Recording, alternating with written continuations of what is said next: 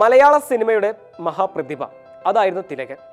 അദ്ദേഹത്തിന്റെ പല വിധത്തിലുള്ള വേഷപ്പകർച്ചകളാണ് നാം കണ്ടത്.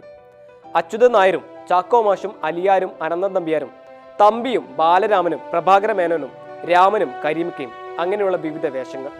എന്നാൽ പലരും കാണാത്ത ഒരു അപൂർവ ചിത്രമായിരുന്നു കഴിഞ്ഞ ദിവസം നവസമൂഹ മാധ്യമങ്ങളിൽ വൈറലായത്. ഒരു കാശ്മീർ യാത്രക്കിടെ എടുത്ത ഒരു ചിത്രം, തിലകൻ അന്ന് ആർമിയിൽ ജോലി ചെയ്യുമ്പോൾ എടുത്ത ഒരു ചിത്രം.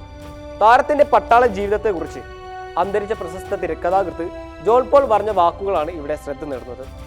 തിലകൻ സ്വയം പര്യാപ്തത തേടിയായിരുന്നു പട്ടാളത്തിൽ ചേർന്നത്. എന്നാൽ ആർമി ജീവിതത്തിനിടെ അദ്ദേഹത്തിന്റെ കാലുകൾക്ക് സാരമായ ക്ഷതം സംഭവിക്കുന്നു. അങ്ങനെ മിലിറ്ററി ആശുപത്രിയിലെ ഡോക്ടർമാർ അദ്ദേഹത്തിന്റെ കാലുകൾ മുറിച്ചു മാറ്റണമെന്ന നിഗമനത്തിലേക്ക് എത്തുന്നു.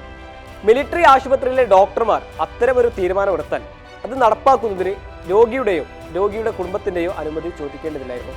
അങ്ങനെ പാതി തളർന്ന കാലുമായി രോഗാവസ്ഥയിൽ ഇരിക്കുമ്പോഴാണ് അന്നത്തെ പ്രധാനമന്ത്രി നെഹ്റു ഈ പട്ടാള ക്യാമ്പ് സന്ദർശിക്കാൻ എത്തുന്നത്. പ്രധാനമന്ത്രിയുടെ ആരും ഒരു വാക്ക് പോലും സംസാരിക്കരുത്, അങ്ങനെയായിരുന്നു പട്ടാളക്കാർക്ക് അന്ന് കിട്ടിയ നിർദ്ദേശം. എന്നാൽ എന്തും തുറന്നു പറയുന്ന തിലകൻ അവിടെയും ആ പതിവ് തെറ്റിച്ചില്ല. നെഹ്റുവിനോടുള്ള തിലകന്റെ ചോദ്യവും ഒരു അഭ്യർത്ഥനയുമായിരുന്നു കാലുകൾ മുറിച്ചു മാറ്റാൻ രോഗിയുടെയും കുടുംബത്തിന്റെയും അനുമതി വേണമെന്ന് എന്നതിലേക്ക് എത്തിച്ചേരാൻ പ്രധാന കാരണം. അങ്ങനെ രക്ഷപ്പെട്ട് കിട്ടിയ കാലുമായി സൈനിക സേവനം അവസാനിപ്പിച്ച് നാട്ടിലേക്ക് മടങ്ങുന്നു തിലകൻ. പിന്നീട് സിനിമയിലെത്തുന്നു. തന്റെ വിവിധ വേഷപ്പകർച്ചകൾ കൊണ്ട് അത്ഭുതം സൃഷ്ടിക്കുന്നു. C news, Kozhikode.